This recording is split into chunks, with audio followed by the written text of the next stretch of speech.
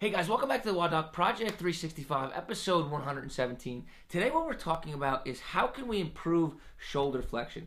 And what I'm going to suggest to you today is possibly looking into what we do is posterior mobilization of the shoulder capsule. And what I want to show you guys is how restoring the relationship of that shoulder capsule, how it improves the shoulder function itself. So here's what we got. When we talk about the arm, we have the shoulder bone, right, the humerus, and we have the glenoid, or the portion of the scapula, the shoulder blade, that the arm bone goes into. Now, if this bone ideally is centrated in the middle, we get free motion all over the place.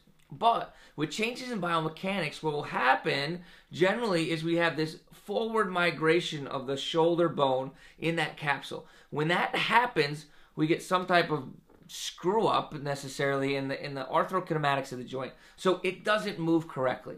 I could show you this like this. If I was to bring myself to a profile view and I was to protract my arm forward, okay, and then I keep my arm in line, I'm going to test flexion here. I get very, very quick limitation, right? So literally it's, I don't know, 35, 40 degrees above 90 there. If I was to do that same motion, okay, and I was to retract my shoulder into a better position and then just bring my arm up, it might not be perfect, but you could see really relatively quickly that there's a much better ability to flex my arm forward. This happens at the capsular level as well.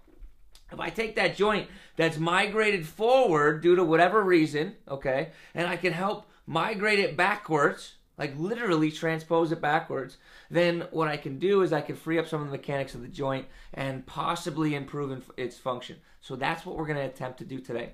And here's how we're going to do it. We got ourselves a kettlebell hanging off of a table here. It could be anything at all, really. I use a kettlebell because what I'm looking for is just a place where I can strap this band and have it below the table.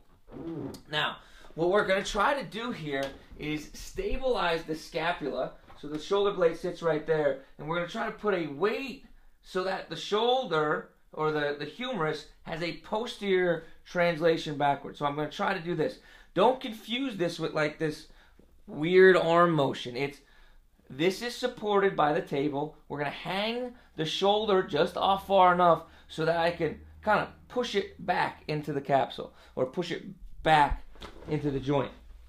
Here's how we do this. So I'm going to lay down here. I'm just going to hook my elbow. Now, I've seen this done a couple different ways, and a lot of times people will do this just with the kettlebell itself. This isn't bad doing it just with the kettlebell itself, but I like the arm to be as flaccid as possible so that I can put the most weight on the joint. So take a notice right here. You'll be able to see that my shoulder kind of hangs off, but the shoulder blade itself, right, the flat part of the shoulder blade, is supported by the table. The band comes up and is connected as far to the side of my elbow as I can, because what I'm trying to do is create a force that goes straight down or posterior to my body. Once I do that, I'm just going to allow my arm to go as flaccid as I can. I'm going to control it with my opposite arm, okay? And then all I'm going to do is this little rocking motion. I mean, it's literally very short, very tiny. I don't want to have any activation in the shoulder tissue. All I want to do is use this hand to control it back and forth and create posterior shear. So if I can create posterior shear in a flaccid arm, I can put as much pressure on that posterior capsule as I can and mobilize that humeral bone posteriorly. Now, since this isn't an active tissue and it's a passive tissue, what I want to do is I want to spend continuous time here. 3 minutes at least on each side. 5 minutes would be great.